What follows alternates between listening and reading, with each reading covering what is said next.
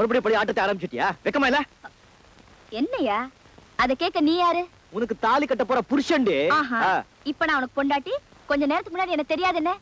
இந்த மாதிரி பல்ட்டி அடிக்கிற ஆசாமி நம்பி கழுத்து நீட்டுறது உன் கழுத்து இழுத்து வச்சு தாலி கட்ட தெரியுமா? அந்த பொண்ணு மேல இவ்வளவு பிரியம் வச்சிருக்க, கொஞ்ச நேரத்துக்கு முன்னாடி தெரியாதுன்னு சொன்னீங்க. இல்ல வந்து நானும் ராஜுவும் உயிருக்குள்ள ஃப்ரெண்ட்ஸ் உங்களுக்கு நல்லா தெரியும். ராஜு தெரியாத ரகசியங்கள் என்கிட்ட கிடையாது. ஆனா இந்த பொண்ணு விஷயத்தை மட்டும் அப்படியே அமுத்துட்டேன்.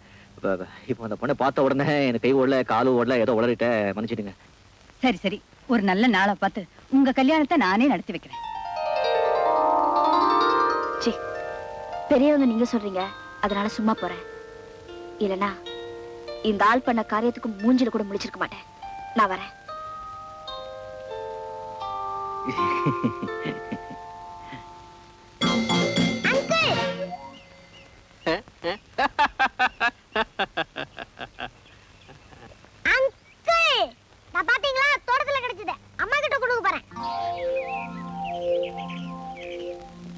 சுரேஷ், இந்த செயின் எங்கிருந்து கிடைச்சது?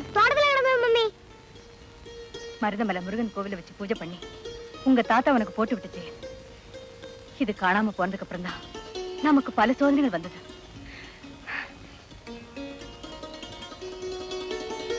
என்னங்க, காணாம போன செயின் கிடைச்சிருச்சு.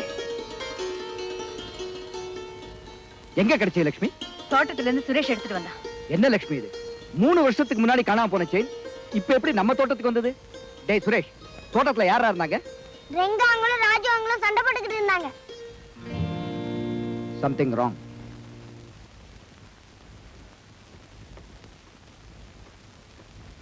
நில்லுங்க.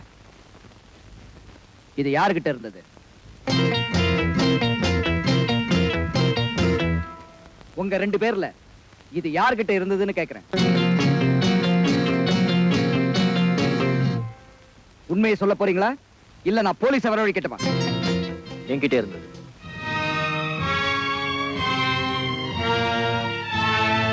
இல்ல இருக்காது, நீ தப்பா சொல்ற. நான் தான் சொல்றேன், அது என்கிட்ட தான் இருந்தது. உனக்கு எப்படி கிடைச்சது? யாராவது கொடுத்தாங்களா?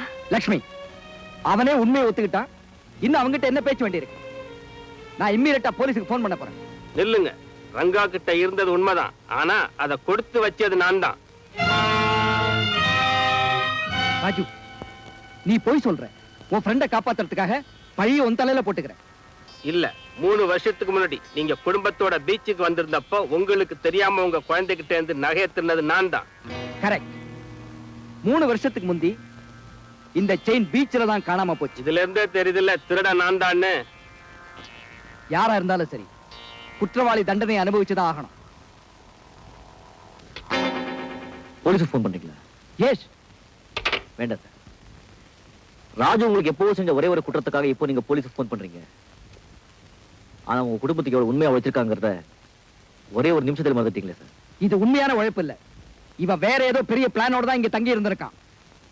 கேட்டியா குரு? உண்மைக்கும் நேர்மைக்கும் இந்த காலத்துல எவ்வளவு மதிப்பு இருக்குங்கிறது இப்போ அது புரிஞ்சுக்கிட்டியா சார்? ராஜு உங்க வீட்டுல சோத்துக்காக மாடா உழைச்சதை விட பீச்சிலே கத்தி எடுத்துக்கிட்டு சும்மா 4-5 ரவுண்ட் அடிச்சிருந்தான்னா ஆயிரக்கணக்கில் பணம் சம்பாதிச்சிருக்கலாம். அவன் ஒரு காலத்துல திருடனா இருந்தா, ஆனா இப்ப ரொம்ப மாறி இருக்கா. அவனை பத்தி சரியா புரிஞ்சுக்காம பேசிட்டு இருக்கீங்களே. ரங்கா சொல்றது நியாயம்தான். ராஜுவை மன்னிச்சு விட்டுடுங்க.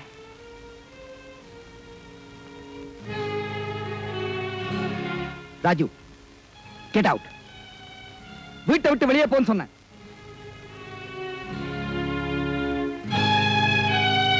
ரங்கா, இப்பவே சொல்றேன், சத்தியம் தான் ஜெயிக்கும்.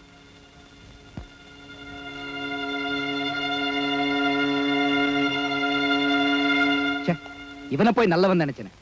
இவ்வளவு பயங்கரமான ஆள்னு இப்பதான் எனக்கு புரியுது. அவன் நல்ல ஆள் தான் சார். பயங்கரமான ஆள் இங்கே இருக்கு. என்ன சொல்ற நீ? Out out.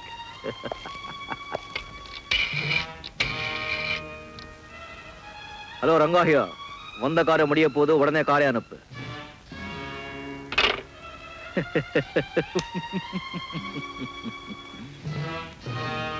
புரியலையா? அவசர ரங்கான் கேள்விப்பட்டிருப்பீங்களா? அது நான் தான். இத்தனை நாளா நான் உங்ககிட்ட காட்ட அன்பு, சிநேகிதம், பாசம் எல்லாமே ஒரு நாடகம். நான் இந்த வீட்டுக்கு வந்தது குழந்தைய காப்பாத்துறதுக்காக இல்லை, குழந்தைய கடத்திட்டு போறதுக்காகத்தான். Hold it! அசஞ்சிங்க உயிருக்கே ஆபத்து. குழந்தைய கடத்துறதுக்கு தடியா இருந்தவன் தான் ராஜு. அவன் மட்டும் இல்லைன்னு சொன்னா நான் குழந்தைய எப்பவோ கடத்திட்டு போயிருப்பேன். நான் எதுக்காக இந்த வீட்டுக்குள்ள வந்தேங்கிறது ராஜுவுக்கு தெரியும், அவன் யாருங்கிறது எனக்கும் தெரியும். ஆனா ஒருத்தருக்கு ஒருத்தர் காட்டி கொடுக்க கூடாதுன்னு எங்களுக்குள்ள ஒரு ஜென்டில்மேன் அக்ரிமெண்ட். நான் ராஜு கிட்ட அடிச்சு அடிச்சு சொன்னேன், நன்றிக்கு இது காலமே இல்ல, என்னைக்காவது ஒரு நாள் உன்னை இந்த வீட்டை விட்டு வெளியே அனுப்ப போறாங்க, அப்போ உன் கண்ணுக்கு முன்னாலேயே குழந்தைய கட்டுட்டு போறேன்னு சொன்னேன். பாவம் மக்கு புரியல, வெளியே போயிட்டா. இப்ப என் காரியத்தை முடிக்க போறேன். Stay way you are.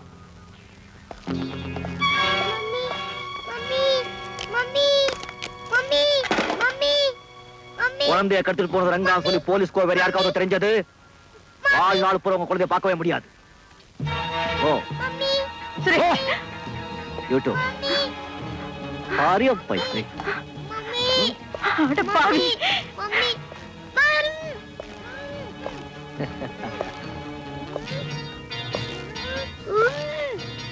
உள்ள போ. வாங்க.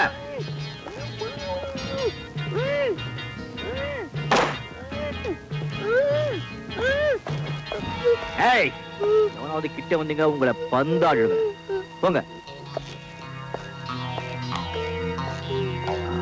ஏய் படை, அவசர அடி யாருன்னு கேட்டேன்ல. வாங்க ராஜு, ரங்கா, மரியாதையா சொல்ற குழந்தை உலகுண்ட விடு. ஏய் ராஜு, நான் என்ன சொன்னேன்? நீ வீட்டை விட்டு வெளியே போன பிறகு உன் கண்ணுக்கு முன்னாலே குழந்தைய கடத்திட்டு போறேன்னு சொன்னேன். இப்ப கடத்திட்டு போயிட்டு இருக்க. இதுக்கு மேல ஏதாவது செய்ய நினைச்ச எனக்கு உனக்கு ஆபத்து இல்ல, குழந்தை உயிருக்கு ஆபத்து. Go back.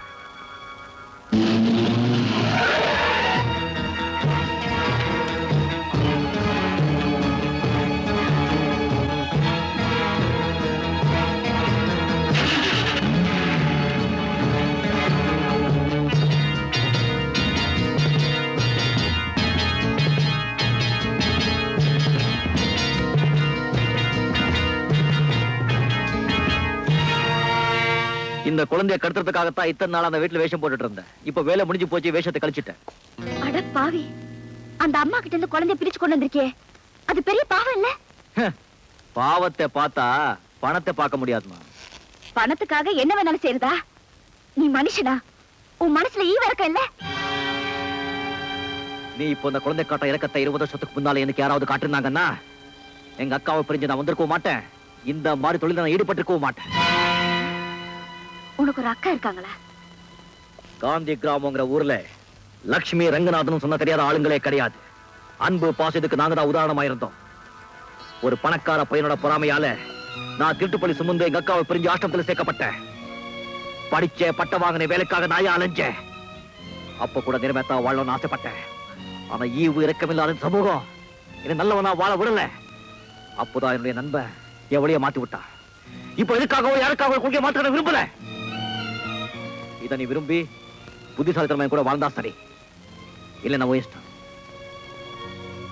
நீ சொல்றதுல உண்மையா? ஆமா சார், அவன் அந்த கங்கா பொண்ணு கிட்ட சொன்னதை என் காதால கேட்டேன். That's good. இப்ப அவன் ஜாதகமே என் கையில. இப்பதான் நம்ம தலையெழுத்தே மாற போகுது. Hello, Ravi here.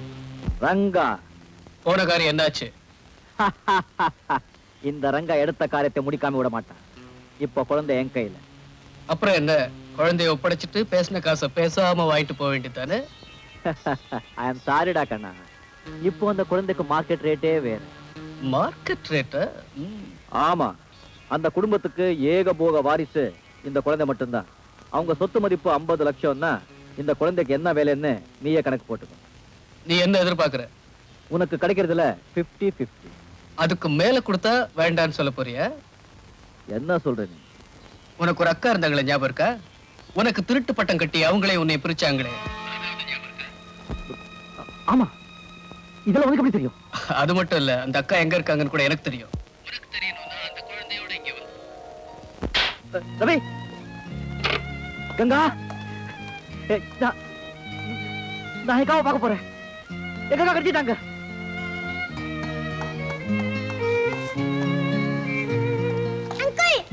இந்த குழந்தை எங்க அக்கா எங்க இருக்காங்க சொல்லு.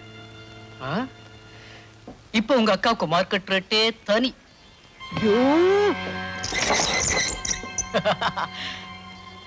உனக்கு இருக்கிற ஒரே ஒரு சொந்தம் உங்க அக்கா தான். பல வருஷமா நீ பார்க்கணும்னு துடியா துடிச்சுக்கிட்டு இருக்க உங்க அக்காவை அவ்வளவு சுலபமா பாத்திர முடியுமா? நான் என்ன செய்யணும்னு சொல்றேன். ஒண்ணும் இல்ல, இப்ப என் வண்டி ஏகப்பட்ட நஷ்டத்துல ஓடிக்கிட்டு இருக்கு. அதனால இந்த குழந்தைய வச்சு அதே வீட்டுல 5 லட்சம் ரூபாய் நீ பரட்டி கொண்டு வந்து கொடுத்துரு. பாவம், குழந்தையும் தாயும் ஒண்ணா ஆயிடட்டும். அப்படியே அக்காவும் தம்பியும் ஒண்ணா ஆயிடுவீங்க. That's all. செய்யறேன். ஆனா இது என் வாழ்க்கை பிரச்சனை. இதுல ஏதாவது விளையாட நினைச்ச உன்ன. நீ கவலைப்படாதம்மா.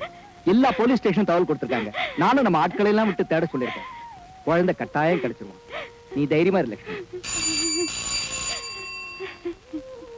எஸ் ரங்கா. யாரு ரங்காவா? அட பாவி, நல்லவன் மாதிரி நடிச்சு எங்களை ஏமாத்திட்டியே. என் குழந்தை உயிரோட வச்சிருக்கியா, கொன்னுட்டியா? ச்சே, உயிரோட தான் இருக்கான், கவலைப்படாதீங்க. அப்படின்னா அவனை என்கிட்ட பேச சொல்லு. உன்னை கெஞ்சி கேட்டுக்கிறேன். அதெல்லாம் அப்புறம். முதல்ல நான் சொல்றது கேளுங்க. உங்களுக்கு குழந்தை வேணும்னா 5 லட்சம் ரூபாய் பணத்தோட மலைக்கோலுக்கு வந்து சேரணும். நான் இப்பவே வரேன். நீ குழந்தையோட அங்கே இரு. ஆனா ஒண்ணு, நீங்க மட்டும்தான் அங்க வரணும். உங்க புருஷனோ போலீஸோ அங்க வந்தாங்கன்னா குழந்தை உயிர் தவறி போயிடும். ஜாக்கிரதை. ஐயோ, அப்படியெல்லாம் ஒண்ணு செஞ்சிடாத. நான் இப்பவே வந்துடுறேன். 5 லட்சம் ரூபாய் பணத்தை கொடுத்தா குழந்தைய ஒப்படைக்கிறேன்னு சொல்றான். நான் இப்பவே போறேன்.